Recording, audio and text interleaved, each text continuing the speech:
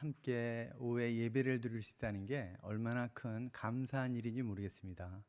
그리고 우리 찬양으로 섬겨주신 이 팀도 너무 감사하죠. 자, 우리 찬양으로 섬겨주신 이 모든 반주자부터 이분들 향해서 박수를 다시 한번 뜨겁게 박수를 보내드리겠습니다. 그리고 우리 옆에 있는 분들, 우리 성도들이 정말 귀한데 우리 옆에 있는 성도들과 함께 이렇게 우리가 예배 드릴 수 있다는 게 너무 감사한 일이에요. 옆에 있는 성도들 향해서도 우리 다 같이 뜨겁게 박수를 보내드리겠습니다.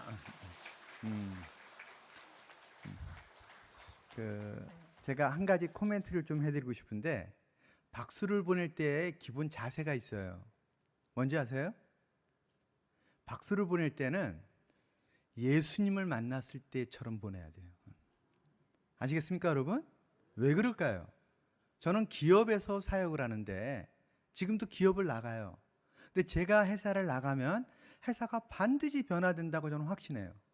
근데 그 중에 가장 중요한 사역이 뭔지 아세요, 여러분?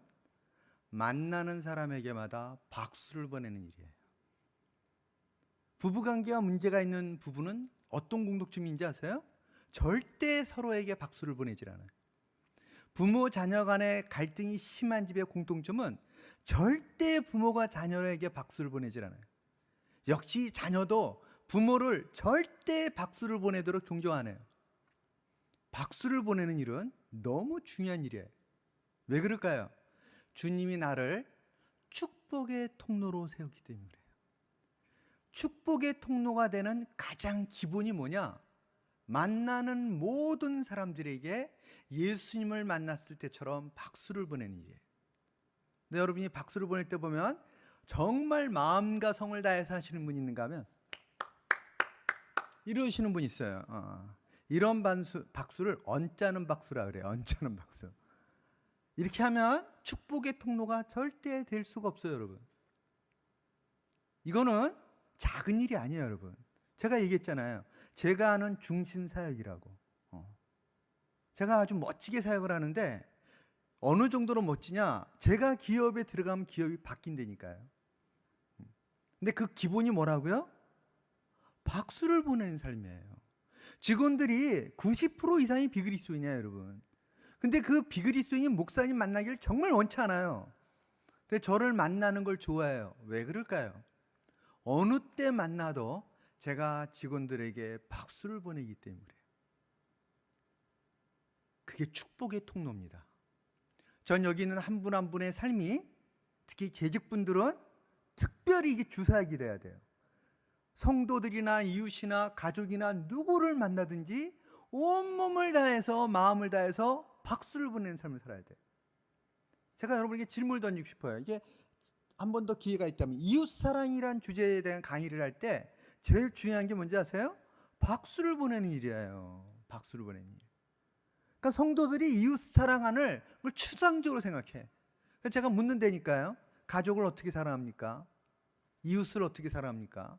저는 이렇게 말을 해요. 만나는 사람에게 예수님을 만났을 때처럼 박수를 보내려고 합니다. 그럼 관계가 바뀌어요. 관계가. 일터가 바뀐다니까요. 인생이 바뀌어요. 인생이. 지금 마스크를 써가지고 여러분 얼굴이 자세히는 안 보이지만, 제가 교회를 갔을 때 제일 안타까운 게 뭐냐면 얼굴에 쓰여 있었잖아요. 다 우리가 내가 어떻게 살고 있는지. 오늘 그 내용을 할 겁니다. 그 내용을. 근데 얼굴이 어떻게 돼야 돼요? 기쁨이 넘치고 만나는 사람에게마다 박수를 보내고자 하는 준비되어 있는 거예요. 그러니까. 자, 그런 면에서 다시 한번 옆에 분에게 박수를 보내는데, 여러분의 신앙의 수준을 한번 보겠습니다. 여러분의 신앙의 수준. 다 같이 옆에 분을 향해서 박수를 보내드리겠습니다. 네. 이 참든교회 대단한 곳입니다. 우리 장 목사님이 제일 열정적으로 박수를 보내시네요. 이야. 하나님이 참된 교회를 통해 일하십니다. 여러분 한 사람 한 사람을 통해 일하시길 원하세요. 자, 오늘 짧은 시간이지만 제가 여러분들에게 하나님이 저를 통해 주시고자 하는 말씀에 대한 기대를 갖고 왔는데, 자, PPT 한번 올려주시겠습니까? 자, 제목이 풍성한 열매를 맺는 삶이에요. 이 앞에 좀 수식어가 있다면 나의 인생의 여정에서 내가 어디 있든지 풍성한 열매를 맺는 삶이에요. 자, 이 삶을 얘기하려고 그래요. 이거는 모든 그리스도인의 삶이어야 돼요. 근데 여기서 말하는 것은 가정도 포함하고 이 직장도 포함하고 내가 있는 모든 곳에서예요. 내가 있는 모든 곳에서 풍성한 열매를 맺는 삶이라는 게 대체 뭐냐? 자, 이 앞에는 시간이 있기 때문에 좀 빨리 지나가겠습니다. 저는 이런 상담을 할 때가 많아요. 저는 34년째 지금 만 33년이 지났어요. 34년째 저는 일터에서 사역을 하고 있습니다. 기업에서. 그래서 88년도에 이랜드라는 곳에 들어가서 2002년도까지 14년을 이랜드에서 사역을 했고 벽산이란 그룹이라든지 열 몇 개 기업 안에서 사역을 해왔어요. 그래서 저는 일터 현장 속에 있는 크리스찬을 너무 많이 만나는데 이런 크리스찬들을 정말 많이 만나요. 주일에는 열심히 신앙생활을 했어요. 그리고 정말 주의 은혜와 감격과 감사가 있어요. 심할 경우는 이렇게까지 얘기해요. 모든 활동이 끝나고 예배가 끝나고 교제도 끝나고 집에 가는데 그때부터 머리가 아파온답니다. 왜냐하면 내일 회사 갈 걸 생각하면. 이거를 현대인들은 뭐라 말하는지 아십니까 여러분? 월요병이라 그래요. 월요병.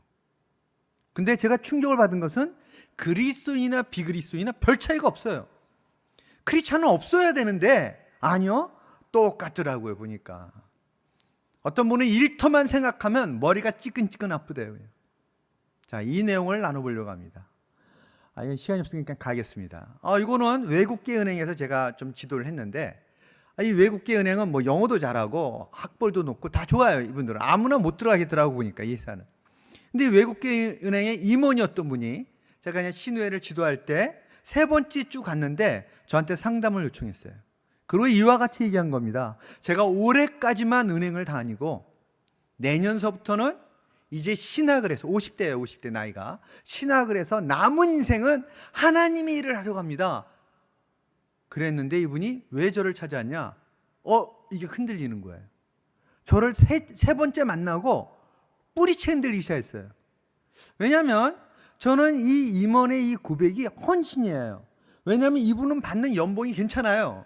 근데 신학대학원을 가는 순간, 교육전도사가 되는 순간 기존에 받던 연봉의 거의 10분의 1로 수입이 줄어요. 충격적이지 않아요, 여러분?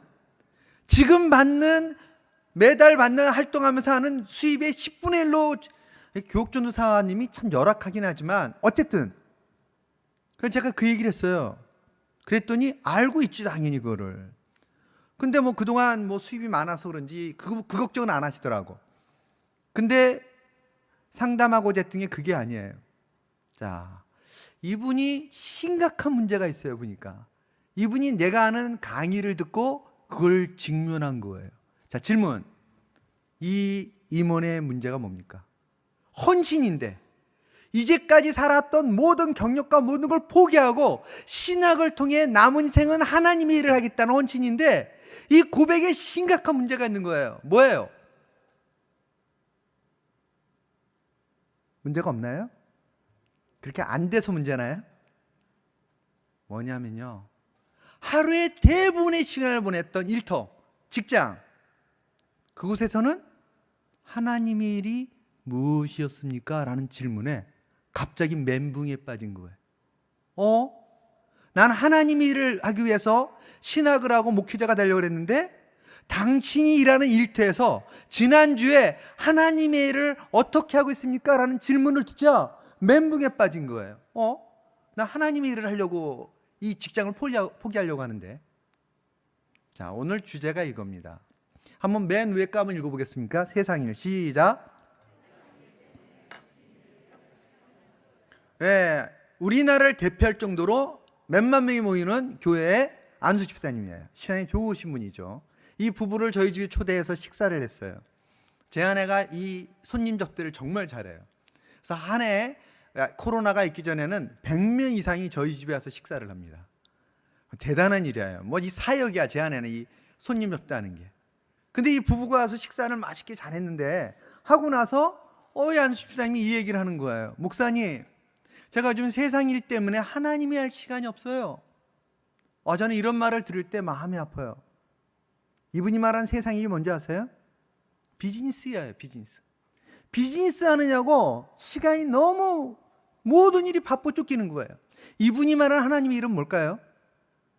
주일날 봉사하고 성경 공부하고 뭐 이런 많은 활동을 해야 되는데 이 시간이 충분하지가 않다고 느끼는 거예요. 자, 여러분, 이분의 고백에 심각한 문제가 있는데 이제 뭔지 느껴집니까? 월요일부터 금요일까지 비즈니스를 하는 것은 주님의 일과 무슨 관련이 있습니까? 너무나 많은 크리스찬들이 월요일부터 금요일까지 일터에서는 하나님을 믿는 자와 믿지 않는 자가 큰 차이가 없어요. 저는 그 일을 너무 많이 봐왔겠죠. 만 34년째 보고 있습니다, 지금. 자, 청년들이 하는 얘기입니다. 취업 준비로 인해 신앙생활을 제대로 하지 못해요. 취업이 정말 힘들어요, 진짜. 근데 이 고백을 청년이 할 때 제가 이걸 들으면서 너무 마음이 아파요. 모태신앙이며 어릴 때부터 신앙생활을 했던 이 청년이 뭐를 구분이 못하냐면 신앙생활이 정의가 잘못된 거예요. 취업 준비도 신앙생활이어야 되는데 이 친구는 취업 준비는 신앙과 아무 관계가 없는 거예요. 자, 그렇다면 여러분도 생각해야 될 게 많이 있죠. 자, 제가 여러분에게 질문을 던져볼게요. 자, 일하시는 분들 손 들어보세요. 일하시는 분들. 자, 손 내리세요. 그럼 손 안 드신 분들은 뭐 하시는 거예요? 일 안 하시는 거예요? 그래서 일과 직업에 대한 개념이 잘못됐기 때문에 그래요. 일이라는 것은 태어나서 죽을 때까지 무엇인가를 위해서 정신적, 육체적인 모든 활동이 일이에요. 그래서 갓난아기도 일을 해요. 죽기 직전까지 모든 사람이 일을 하는 거예요. 이게 창세기 1장 26절과 28절에 너무 분명히 보여주고 있어요. 그래서 우리는 일하라고 명령을 받았어요. 하나님이 그들에게 복을 주시며 말씀하시기를 생육하고 번성하여 땅에 충만하라. 땅을 정복하라. 하늘의 새와 바다의 물고기와 땅에 있는 모든 생명을 다스리라라고 명령하셨는데 이 명령이 바로 뭐예요? 일에 대한 명령이에요. 일에 대한. 그래서 모든 사람은 죽을 때까지 일하는 겁니다. 그럼 직업은 뭐냐? 나의 일을 제공함으로 말미암아 경제적 수입이 있는 일, 활동, 그런 노동을 직업이라 그래요. 그래서 전업주부는 직업을 갖고 있는 건 아니에요. 전업주부도 일은 해야 돼요. 언제까지? 죽을 때까지. 그러면 은퇴라는 단어는 어디에 사용하는 용어예요? 직업에서 사용하는 용어예요. 직업에서. 우린 직업에서 모든 사람들은 은퇴를 하게 돼요. 반드시. 왜 그럴까요? 나이가 들면 경쟁이 안 되는 거예요. 나의 노동력을 투자했을 때 그에 따른 아웃풋, 결과가 나오지 않기 때문에 아무도 나를 안 써. 뭐 내가 먹고 살기에 뭐 텃밭이나 이런 건 이건 직업이라 말할 수가 없는 거야, 그냥. 제가 말했지. 직업을 말한다는 뭐예요? 나의 노동을 제공해서 경제적 수입이 보장이 돼야 되는데 그게 나이가 들면 안 되는 거예요, 이제. 그래서 은퇴라는 단어를 사용하는 거예요. 그럼 그 다음에 은퇴 후에는 일을 해야 되는 거예요. 우리는 이 일을 미션이라 그래요. 하나님이 나에게 맡긴 사명이 뭐냐? 이렇게 이제 질문을 던지는 거예요. 그러면 은퇴 전에는 똑같아요. 은퇴 전에도 가정에서, 직장 안에서 주님이 나에게 맡긴 미션, 사명은 뭐냐? 이게 크리스찬이 비그리스도인가의 차이예요. 자, 한번 읽어보겠습니다. 육신을 쫓는 자는, 다 같이 읽을까요? 시작. 잠깐만요. 지금 마스크를 쓰고 있긴 하지만 여러분 지금 분위기를 경로당 분위기라 그래요. 경로당. 제가 볼 때는 곧 가실 것 같아 다. 이렇게 하시면 안 되고 말씀을 읽을 때는 주장하듯이 읽어야 돼요. 말씀을 확신을 갖고 주장하듯이 소리를 내서. 어떤 분이 성경만 잡고 읽으면 졸리대. 그러면 제가 꼭 이 얘기를 해요. 소리 내서 읽으십시오. 그리고 구약에처럼 일어나서 성경을 듣고 경건한 마음으로 주님 앞에 읽으십시오. 그래도 졸려요? 자야 돼요, 그 사람은. 그건 성경 읽을 때가 아니라니까요. 그 사람은 자야 돼요, 지금. 그 외에는 그 자세를 읽는 거예요. 마찬가지예요. 말씀을 읽는 자세부터 바꿔야 돼요, 우리가. 자, 아까처럼 읽으면 안 돼요. 그래서 자, 어떻게 다시 한번 육신을 시작.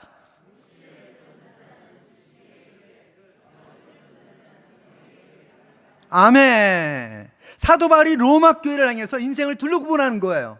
한쪽은 뭐예요? 육신을 위해서 육신을 쫓는 삶이 있고, 하나는 뭐예요? 영을 쫓는, 영을 위해 사는 삶이 있다는 거예요. 그러면 제가 육신의 생각은 뭐고 영의 생각은 뭔지를 밑에 답을 달아줬죠. 그죠? 자, 육신의 생각은 사망이고 영의 생각은 생명과 평안이라는 거예요. 자, 또 볼까요? 말씀을 위의 것을 생각하고, 다 같이 시작. 골로새 교회를 향해서는 사도 바울이 위의 것을 생각하는 인생이 있고 땅의 것에 종속된 삶이 있다는 거예요. 이 땅에 살면서. 그러면은 위의 것은 뭐냐? 밑에 보니까 예수 그리스도를 찾는 삶이에요. 그러니까 위의 것은. 그러면 땅의 것은 뭐예요? 땅의 것은, 자, 가려져 있는데 그래도 읽어볼까요? 시작.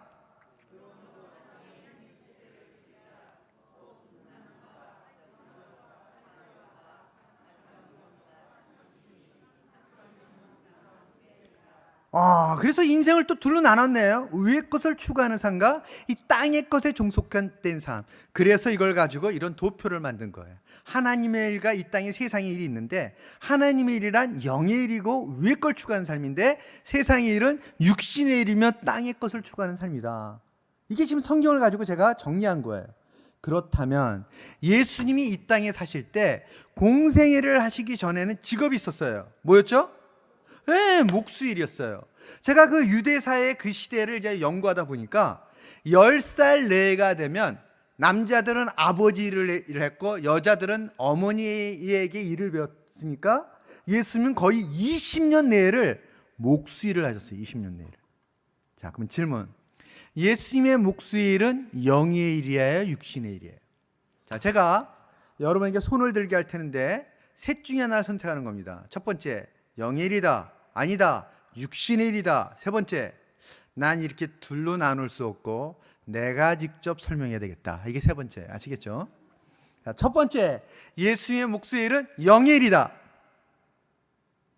네, 손 내리시고. 두 번째, 육신의 일이다. 네, 손 내리시고. 자, 손 안 드신 분 3번. 아니, 있는데 이 손 안 드신 분들 가운데는 이런 분이 있더라고요. 아무리 질문해봐라 손두나. 이거 정말 좋지 않은 거예요. 분명한 태도를 취해야 맞는지 틀리는지를 알 수가 있어요. 여러분, 이 질문이 제 사역의 중심입니다. 너무너무 중요한 질문이에요. 근데 제가 만났던 크리스찬들 중에 99.999%가 이 질문을 저한테 처음 들어봤대요. 제가 쓴 책에 이 내용을 그래서 제가 정리해놨어요. 이게 얼마나 중요한 질문인지. 이것은 나의 직업의 모델이에요, 사실은. 자, 이런 도식을 만들었어요. 이 도식이 하면 뭐예요, 지금요? 하나님의 일과 세상의 일이 있는데 두 가지를 더 구분했죠. 종교형 영역과 일상형 영역을. 자, 그러면 A 영역은 뭐예요? 이거 다 조표를 잘못됐네. 이게 하나씩 나와야 되는데 그냥 다 뜨네. 자, 그러면 A 영역은 뭐예요? A 영역은. 자, 다 같이 읽을까요? 시작. B 영역은 뭐죠?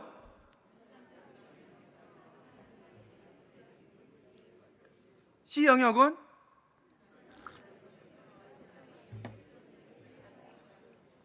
D 영역은?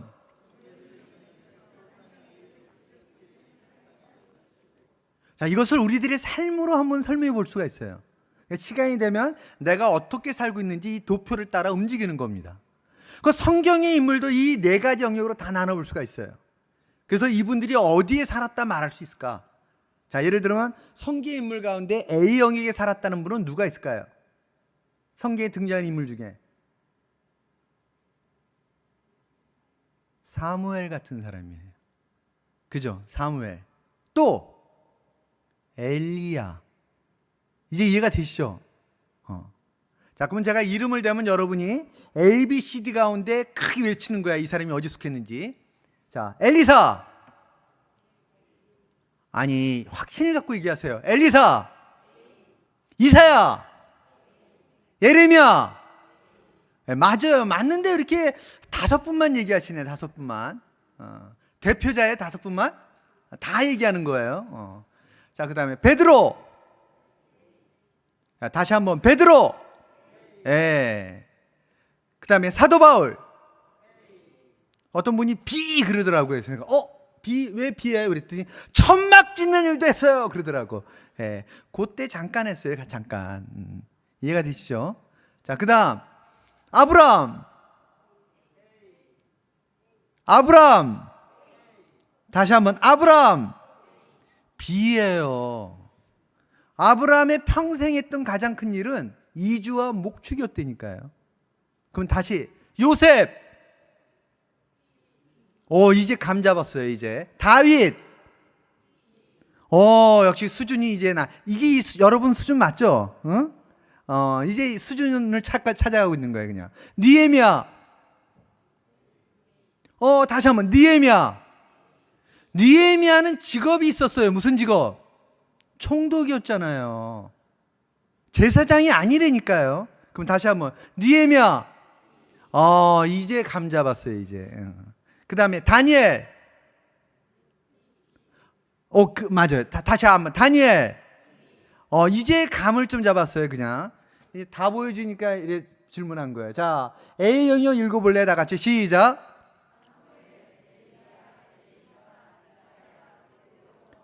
이외에도 많이 있죠. 자, B 영역 시작.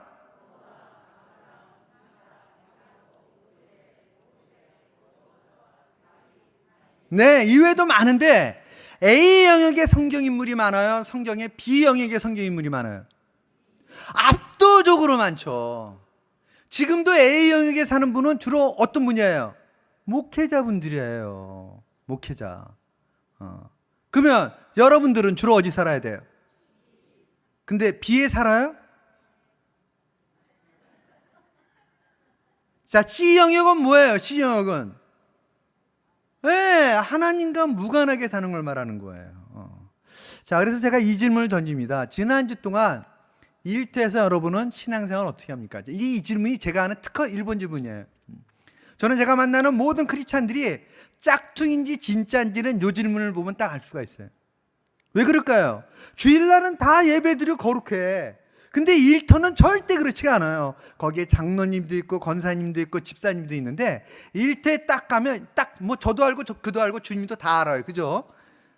직장생활 하시면 다 알죠. 그죠? 자영업도 마찬가지예요. 나도 알지만 너도 알지만 주님도 아세요. 다 알아요. 그래서 일터에 가면.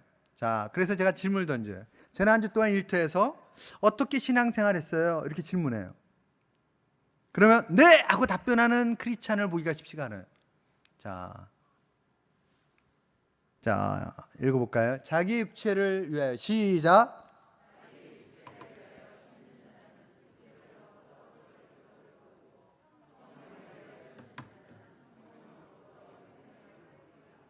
사도 바울이 갈라디아 교회를 향해서 갈라디아 6장 7절에 이런 말씀을 했어요. 무릇 심는 대로 거두리라. 너무 많이 들었던 말씀이에요. 그죠? 우리 인생은 날마다 심는 겁니다. 근데 이 갈라디아 교회를 향해서 둘로 나눴어요. 육체를 위해 심든지 성령을 위해 심는다는 거예요. 날마다 수시로. 그래서 제가 질문을 던진다니까요. 자, 지난주 동안 김과장, 박이사, 지난주 동안 일터에서 성령을 위해 심는 게 뭐가 있나? 그러면 눈이 커져요. 그냥. 네? 일터에서요? 성령을 위해서요? 뭐죠? 기억나는 게 없는데요? 그러면 제가 이렇게 얘기해요. 성령을 위해 심은 게 기억이 안 나면 육체를 위해 살고 있네. 그러면 이거 심각하잖아요. 그죠? 제가 여러분에게도 이 질문을 하고 싶은 거예요. 지난주 동안 가정에서, 직장에서 성령을 위해 심은 게 뭔가? 이게 신앙생활이에요. 근데 이 질문을 던지면 교회에서 이렇게 질문을 던지잖아요. 그럼 어떤 현상이 딱 일어난지 아세요? 일단 저랑 눈을 안 마주쳐요. 질문에도 절대 답변을 안 해야 되니까. 제가 여러분에게도 질문을 던져볼게요. 자, 이 도시기 하면 이제 그림이 그려지죠. 그죠? 이렇게 모인 신화의 공동체 안에서도 성경을 외치는 삶은 A예요. 근데 월요일부터 토요일까지 일터와 가정 이런 삶의 현장에서 성령을 외치는 거는 B예요. B. 제가 뭘 질문했어요? B 영역에 뭐가 있습니까? 이 질문한 거예요. 근데 B 영역에 어떤 삶을 살았는지 답변을 못하면 안타깝게도 C 영역에 있었던 거예요.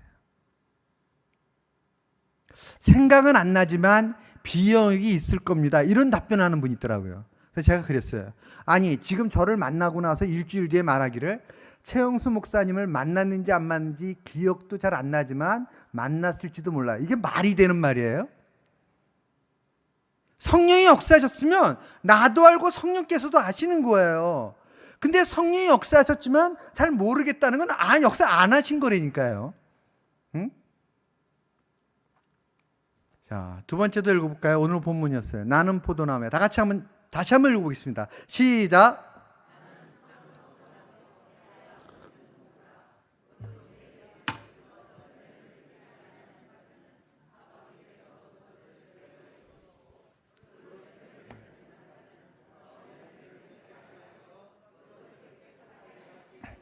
아멘.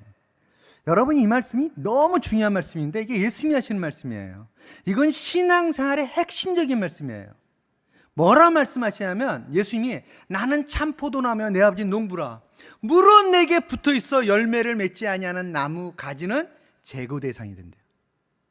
이 말은 무슨 말이냐면 반드시 열매를 맺어야 된다는 거예요. 자, 그러면 나와 예수님과의 관계, 지금 나와 예수님과의 관계는 뭐냐? 나는 생명을 없는 가지였어요. 그랬는데 하나님의 은혜로 내가 참 생명 되신 예수님께 접붙임이 된 거예요. 여러분, 이걸 뭐라 그래요? 거듭남이라 그래요. 거듭남. 내 인생에 예수 그리스도로 말미암아 거듭나는 사건이라는 거예요. 이 접붙이는 사건이. 근데 예수님이 지금 뭘 말씀하세요? 너가 접붙임이 되었다면 반드시 열매를 맺어야 된다는 거예요. 그래서 열매를 맺지 아니하면 둘 중에 하나예요. 접붙임이 안 됐거나 접붙임이 됐지만 거듭났지만 병들었다는 거예요. 제 말씀 이해가 되시죠? 자, 제가 여러분에게 진지하게 질문할 테니까 맞으면 아멘으로 답변하세요. 여러분, 접붙임이 됐나요? 거듭나셨나요? 15분 정도 답변하네. 다시 한번. 여러분, 예수 그리스도로 말미암아 참 생명 되신 참 포도나무에 접붙임이 되셨습니까? 아멘. 자, 두 번째 질문이 더 중요해요. 접붙임이 되었다면, 자, 지난 한 달 동안 어떤 열매를 맺었나요? 자, 이제 절 보지 마시고 떨어져 있는 옆에 분에게 질문하세요. 어떤 열매를 맺었어요? 자, 시작.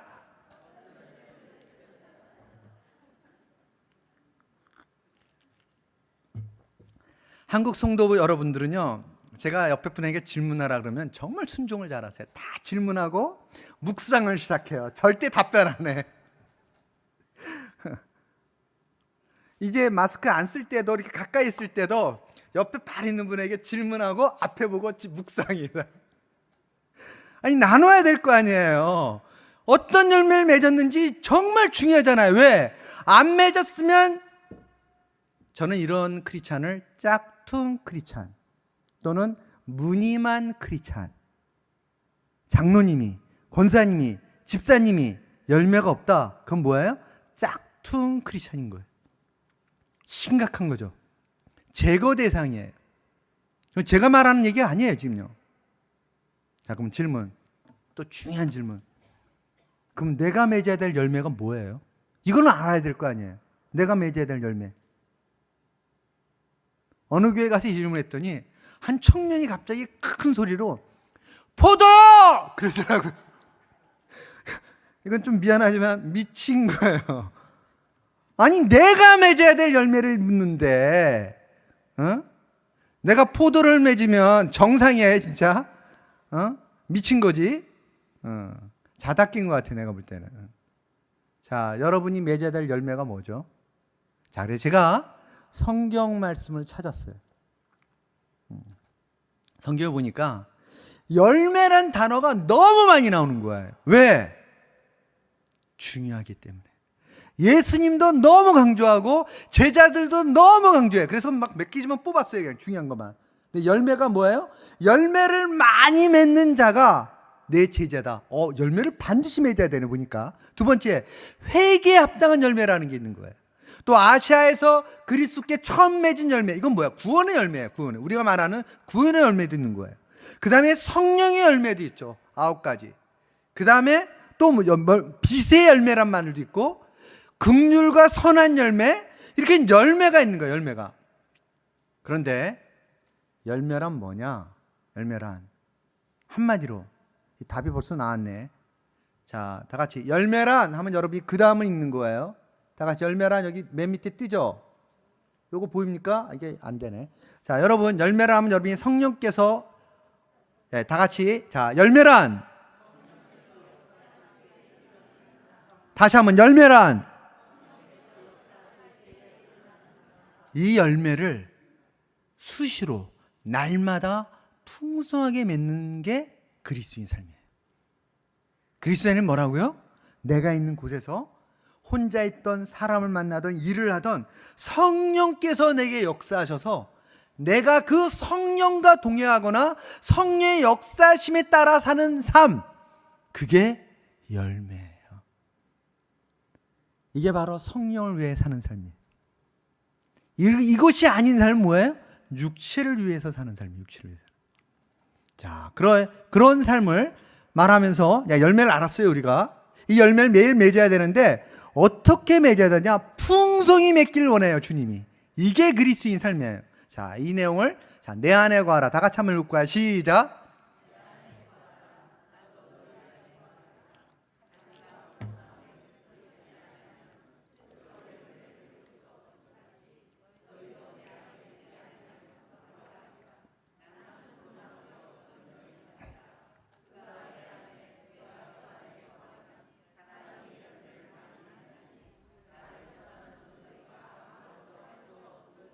아멘. 자, 열매를 많이 맺으려면 어떻게 해야 돼요? 주님 안에 붙어 있어야 돼요. 자, 여기 직장생활 하시는 분, 직장에서도 어떻게 해요? 열매를 맺으려면 주님 안에 붙어 있어야 돼요. 제가 그동안 일터에서 사역을 하면서, 기업에서 사역을 하면서 제일 안타까운 게, 너무 많은 그리스도인들이 일터에서는 주님과 무관하게 말하고, 주님과 무관하게 아무 관계없는 것처럼 생각하고, 주님과 아무 관계없는 것처럼 행동하는 것이 신앙인과 아무 관련이 없어요. 본인이 이게 아무 신앙생활과 무슨 문제가 있는지를 몰라요. 그건 신앙생활이 아니에요. 근데 왜 그런가를 보니까 그런 걸 교육받은 일이 없대요. 일터에서의 신앙생활을 교육받은 일이 없대요. 10명에게 물어보면 9명이 그렇게 얘기해요. 일터에서 어떻게 주님께 붙어 있어야 되는지를 교육받은 일이 없는 거예요. 그러니까 일터에 오면 뭐가 구별돼야 되는지를 몰라요. 제가 얼마나 안타까운지 몰라요. 그리고 뭐와 헷갈리는 줄 아세요? 자, 우리 승진도 해야지, 또 성과도 내야지, 막 열심히 일해요. 젊은 세대는 특별히. 근데 제가 질문을 던져요. 야, 크리스찬의 역량 강화랑 비그리스도의 역량 강화는 뭐가 다른지 아니? 이 질문이 너무 어렵대요. 왜 한 번도 들어본 일이 없대요, 이런 말을. 크리스찬도, 제가 이제 크리스찬 CEO들을 만나요. 여러 모임의 지도 목사로 있어요. 크리스찬 CEO도 연말이 되면 결산하고 내년 목표를 세워요. 한 분이 저한테 질문하더라고요. 목사님, 크리스찬이 결산하고 목표를 세운 거랑 비그리스도인이 한 해를 결산하고 내년 목표를 세우는 거랑 뭐가 다릅니까? 제가 해야 될 질문을 하더라고, 크리스찬 CEO들이. 제가 여러분에게 그 질문하고 싶어요. 뭐가 다를까? 이 본문에 하면 뭐예요? 스스로 열매를 맺는 것은 성령의 역사로 인한 열매가 아니라는 거예요. 빨간 글씨로 보입니까, 여러분? 스스로 맺는 열매는 성령의 열매가 아니에요. 그건 비그리스도인의 열매죠. 비신앙인의 열매예요. 너무나 많은 크리스찬들이 여기서 이제 자영업을 하거나 비즈니스 하시는 분들이 있죠. 그 일할 때 성령을 따라 일하는 게 뭔지, 아니면 스스로 엄청난 성과를 내기 위해서 밤을 새고 일하는 것과의 차이를 구분을 못해. 안티기도 구면 그것은 신앙생활이 아니에요. 그건 제가 말하는 게 아니에요. 주님이 이렇게 말하잖아요. 그가 내 안에 내가 그 안에 거하면 사람이 열매를 많이 맺나니 나를 떠나서는 너희가 아무것도 할 수 없습니다. 제로를 말하는 거예요. 제로. 영어로는 nothing이라는 단어를 써요. nothing. 0%예요. 0%. 주님을 떠나서 이루어지는 모든 것은 주님과 아무 관계가 없는 거예요. 0%야. 영어로 apart from me, you can do nothing. 아무것도 없다는 거야. 아무것도. 신앙생활은 주님께 붙어 있을 때만이 가능한 거예요. 붙어 있을 때만.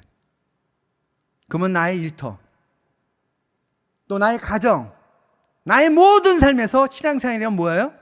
주님께 붙어 있는 삶을 경험하는 삶이에요. 이게 신앙생활이에요. 그래서 도표로 말했어요. 자, A 영역의 특징이 뭐예요? 예배, 지금처럼. 기도회, 그 다음에 성경 공부, 그 다음에 크리스찬의 교제, 주일학교의 봉사, 주일학교에서 가르치고 활동하는 거, 이 모든 게 신앙생활이에요. 근데 이건 어떤 신앙생활이에요? 모임 공동체 안에서 A 영역에 해당하는 거예요. A 영역. 근데 여러분의 인생의 90% 이상은 어디 있어요? B 영역에 있어야 돼요. B 영역. 그러면 제가 B 영역을 묻는다니까요. 일상적인 삶에서, 가정에서, 일터에서 어떤 열매를 맺습니까? 그러면 멘붕에 빠지는 크리스찬들이 너무 많아요. 이건 신앙생활이 아니에요, 여러분. 속고 사는 거예요. 그래서 이런 삶은 간증이 없어요, 여러분. 그래서 심한 경우는 어떤 경우인지 아세요, 여러분? 예배 드릴 때까지 A 영역에 있었어요. 예배를 드리고 나가면서부터 B로 가야 되는데 C로 가요, C로. 주님과 아무 관계없이 말하고 아무 관계없이 행동하고 아무 관계없이 살아가. 그리고도 자기는 교회에서 열심히 봉사하니까, 모였을 때 열심히 활동하니까, 또 재직이니까 신앙생활 잘하는 줄 알아. 이게 사탄이 제일 좋아하는 이중적 삶을 살고 있는 그리스도인의 모습이에요. 저는 이런 분들을 짝퉁 크리스찬이라고 해요. B영역에서 일터에서 어떻게 생활해야 되는지, 그리스도의 향기가 어떻게 드러나야 되는지, 갈등을 어떻게 해결해 가야 되는지, 역량 개발을 어떻게 해야 되는지, 그리고 돈 관리를 어떻게 해야 되는지, 이게 B에 있느냐 C에 있느냐, 그걸 구분할 수가 있어야 돼요. 근데 너무나 많은 크리스찬들이 이 경계선을 몰라요. 구분이 안 되는 거야. 그러니까 살 때 보면 그리스도인으로 이때 상하는 단어가 구별돼야 되는데 구별이 되지가 않는 거예요. 자, 예수님의 목수 생활은 뭐예요? 6일 일이에요? 그럼 C로 가는 거죠. 예수님의 목수 생활은 B 영역인 거예요. 100%야, 100%. 우리처럼 제가 물어봤어요. 한 집사님에게. 집사님은 지난주 동안 B 영역에 있어요? C 영역에 있어요? 그랬더니 이분이 한참 고민하더니 막 나오더라고요. 아래에서 발표를 하는데. 그러더니 B와 C 경계선을 딱 손으로 짚더니 전 여기 있습니다. 그러더라고. 그래서 제가 왜 그렇습니까? 그랬더니 B 영역에 있기를 원하는데 말할 게 없더래요. 저는 C는 안 가겠대요. B 여기 지금은 경계선이랍니다. 그랬더니 옆에 있는 그룹에 있는 분에게 제가 물었더니 장로님이 답변하시더라고. 장로님이 딱 일어나더니 그러더라고요. 목사님, 지난 한 주 동안 왕래가 심했습니다. 그러더라고요. 여러분이 그렇게 살고 있어요. 왕래가 얼마나 심한지 몰라요. 열매를 맺는 삶. 다윗의 목동 생활은 다른 목동과 구별됐던 거예요. 왜? 비영역의 삶을 경험했던 거예요, 다윗이. 그래서 기름 부음을 받을 수가 있었던 거예요. 여러분이 성경을 묵상하면 사무엘 16장에 너무 자세히 나와요, 그런 내용들이. 그 다음에 아브라함의 목축 생활. 그 당시에 목축하는 사람이 너무 많았는데 아브라함은 달랐어요. 왜? 비영역의 삶이 있었던 거예요. 비영역의 삶이. 이해가 되시죠? 니에미야가 총독으로 살았는데 다른 총독들과의 구분이 뭐예요? 비영역에서 하나님과 동의했던 거예요. 여러분의 삶은 어떻게 나타나야 돼요? 예수님이 말씀하신 세상의 빛과 소금이 바로 뭐예요? 비영역의 삶이에요. 비영역의 삶. 그건 관념이 아니에요, 여러분. 삶의 삶, 삶으로 얘기할 수 있어야 돼요. 누가 언제 물어봐도 답변할 수 있도록. 이게 다른 말로 말하면 성령이 영문을 맺는 삶이에요. 그리고 일터에서는 아까 제가 말했던 박수를 보내고 이런 모든 게 저는 뭐예요? 일할 만나는 일터를 만들도록, 축복의 통로가 되도록, 그리스도인으로 구별되도록 사는 구체적인 삶이에요. 저는 이런 구체적인 걸 훈련시키고 있어요. 그래서 주님과 동의한 삶이 뭔지, 만일 비영역의 변화가 없다, 그냥 결정이 된 거예요. 짝퉁 크리스찬, 속고 사는 거예요, 여러분. 얼마나 많은 그리스도인들이 속고 사는지 몰라요. 삶의 모든 영역에서 신앙생활은 뭐예요? 이제 알았어요. 내가 직장이 있든지 사회생활 하든지 아니면 가정이 있든지 주님 안에 있어야 되는구나. 그러면 변화가 일어나는구나. 성령의 역사를 경험해야 되는구나. 그리고 이게 주님과 동의하는 삶이구나. 자, 파란 글씨만 읽어볼까요? 신앙생활은 다 같이 시작.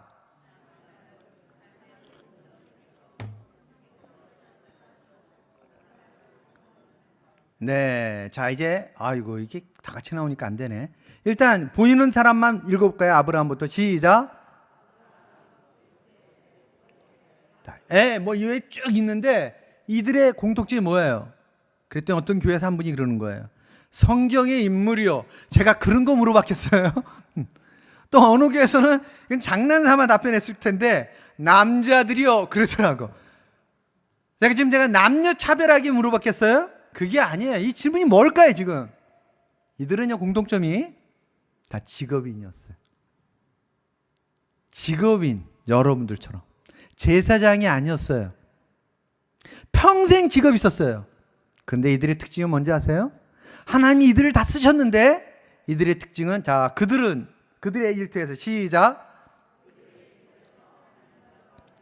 두 번째, 세 번째, 그들도 삶과 죽음이 한 걸음 차이가 될 정도로 내몰리는 인생이 너무 많았어요. 이 땅에 산다는 것 자체가 시련과 고난으로부터 면제된 사람은 없어요. 근데 크리스찬의 특권은 뭘까요? 그 시련에, 그 고난에 하나님의 역사를 경험하는, 이게 우리의 특권이에요. 여기 연세가 80 넘으시는 분들이 있나요? 그런 분들도 뭘 경험해야 돼요? 그 연세에도 그걸 경험하는 게 특권이에요. 누가 모델이에요? 모세예요, 모세. 저는 저희 어머니 이제 별세하셨는데 저희 아버지는 지금 94세예요. 근데 아무리 연세가 많아도 저희 어머니는 돌아가시기 전까지 성경을 그만하라고 할 때까지 암송을 했어요. 그만하라고 할 때까지. 그래서 40대, 50대, 60대 분들이 제가 요즘은 나이가 먹어서 머리 기억력이, 그러면 저희 어머니한테 권사님 나오세요. 그래서 그냥 딱 세운 다음에 자 시작해 보세요. 그러면 저희 어머님은 창세기부터 요한계시록까지 한 500기절 1000기절 암송하실 거예요. 훈련을 제가 시켰는데 요즘은, 그때는 만나기 겁나요. 딱 만나면 그래요. 최 목사 요즘은 무슨 말씀 암송하시나? 그러면 제가 요즘은 암송을 잘 못하는데요. 요즘 암송한 거 하고 또 줄줄줄줄 하는 거예요. 그냥. 처음엔 절로 암송하더니 나중에는 장으로 암송하세요. 70대, 80대가 되셨는데. 하나님이 120세의 모세를 쓰셨다는 말이 이해가 되더라고요. 제발 이 말 하지 마세요. 제가 이제 나이가 많아서. 아니요. 그건 믿음 없는 말이에요. 믿음 없는 말. 주님이 나를 쓰실 때는 나이에 관계가 없어요. 믿음의 문제예요. 믿음의 문제. 자, 그래서 신앙생활은 저 밑에 지어보세요. 신앙생활 다 같이 한번 읽어볼까요? 시작.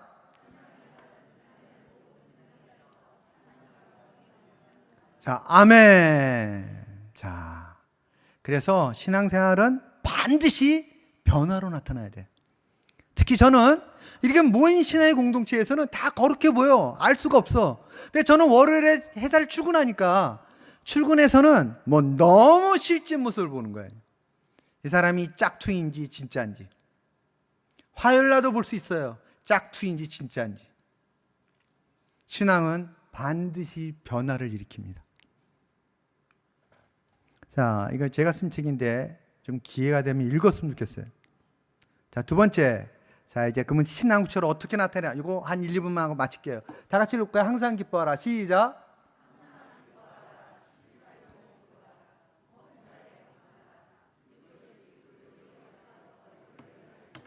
자, 이게 일상에서의 크리스찬의 특징이에요. 이 삶이. 자, 첫 번째가 뭐였어요? 다 같이 시작. 네, 어떻게 항상 기뻐할 수가 있어요? 인간은요, 기뻐할 일 있으면 기뻐한다니까요. 근데 조건이 뭐예요? 항상 기뻐하래요. 자, 어떻게 항상 기뻐할 수 있을까요? 답변. 제가 이렇게 질문해요. 항상 기뻐하시는 분. 그러면 손 들면 안 돼요, 이때. 정상이 아니잖아요. 어떻게 항상 기뻐해요? 그죠? 근데 이걸 명령하셨어요. 이게 의미하는 게 뭘까요, 이게? 이것은요, 이 빌립보서 4장 6절에 7절을 보니까 아무것도 염려하지 말고, 염려가 있는 거예요. 그러니까 이 아무것은 something이야, something. 뭔가 너로 하여금 염려할 수뿐이 없는 엄청난 일이 닥쳤는데 그거 염려하지 마라. 왜? 모든 지각에 뛰어난 하나님이 능히 해결할 수 있는데 너는 감사함으로 기도하라. 항상 기뻐할 수 있는 이유가 뭐예요? 보니까 하나님께 대한 믿음 때문에 그래요. 그래서 기뻐할 수 있는 것은 신앙의 수준이에요, 수준. 자, 두 번째. 항상 쉬지 말고 기도하라. 쉬지 말고 기도하시는 분. 없다니까요. 불가능해요, 이게. 그러고 싶죠, 우리가. 저도 그러고 싶어요. 근데 안 돼요, 그게. 그럼 쉬지 말고 기도하라는 뜻이 뭘까요? 그게. 응? 그게 뭘까요? 삶은 예배이다라는 거예요. 쉬지 말고 기도하라는 게 뭐라고요? 나의 삶이 예배가 돼야 된다는 거예요. 24시간 나의 삶이 예배가 되는 게 본문의 말씀이에요. 일터에 있든지 친구를 만나든지 운전을 하든지, 운전할 때 정말 리얼하게 드러나더라고요. 진짜. 이건 뭐 집사님, 권사님, 장로님 신앙 수준은 운전할 때 보면 알 수 있어요. 운전할 때. 너무 리얼해가지고 그냥 뭐 설명이 필요 없어. 그냥 여기 있는 분들 얼굴 보니까 다 쓰여 있어. 나도 그래요라고 그냥. 쉬지 말고 기도하가 뭐라고요? 삶이 예배가 돼야 된다. 그럼 범사에 감사라는 게 뭐예요? 이거는 자, 40년 동안 광야에서 원망과 불평을 하다가 결국 다 죽어요. 20세 이상은 여호수아와 갈렙을 제외하고. 자, 근데 이들이 원망할 때 이유가 있었다니까요. 물이 없거나 먹을 게 없거나 뭔가 이유가 있어요. 근데 하나님이 이들에게 진노하세요. 왜 그럴까요? 이 원망과 불평은 하나님께 대한 불신이기 때문에 그래요. 지금도 마찬가지예요. 여러분의 삶에 원망이 있고 불평이 있는 건 뭘까요? 하나님이 내 인생을 책임진다는 걸 내가 안 믿는다는 거예요. 불신앙이에요, 불신앙. 내가 염려하고 기뻐하지 않는 것도 뭐예요? 불신앙이에요, 불신앙. 신앙은 뭐예요? 보여지는 거예요, 삶으로. 기뻐함으로, 감사함으로, 삶이 예배라는 것으로. 그래야 되겠죠, 여러분. 자, 좀 구체적인 적용 얘기를 좀 하려는데 시간이 없어요. 그래서 저는 매일같이 감사일기를 써요. 감사일기를 쓰는 거예요. 기뻐하라 그래서 어떻게 하는지 아세요? 열불날이 생길 때, 이게 제 인생의 놀라운 변화인데, 기뻐하라 그랬기 때문에 제가 진짜 기뻐해요. 어떻게? 기적이 일어나요, 여러분. 왜 그럴까요? 제가 어느 날 강의할 때 이 내용을 했더니 마침 앉은 사람 가운데 한 사람이 성도가 뇌과학 박사였어요. 그러면서 저한테 와서 목사님 제가 그 일을 하고 있습니다 그러더라고. 우리가 눈과 입과 온 얼굴의 근육을 사용해서 웃는 표정을 지면요, 뇌가 웃는 줄 착각한답니다. 그래서 신경 전달 물질과 호르몬서부터 다 바뀐대요. 실제 그래요, 여러분. 그래서 제가 화가 나면 제 아내가 뭐라는지 아세요? 목사님 웃으라 그러셨어요. 이렇게 얘기를 해줘. 그건 제가 화가 날 때 제 아내를 보고 이러면 안 돼요. 그러면 화가 날 때 그러면요, 경멸하는 줄 알아. 그럼 어떻게 할까요? 제 아내가 저를 갖다 열받게 했을 때는 제 아내가 아니라 반대편을 향해서 놀라운 일이 일어나요. 내 아내가 그렇게 이쁠 수가 없어요. 순종해야 돼, 순종. 삶에서 그리스도 향기가 드러나도록. 아니, 날마다 성령의 역사를 경험하도록. 변화가 없는 삶은 신앙생활이 아니다. 주님을 떠난 상태는 신앙생활이 아니다. 다시 기도하겠습니다.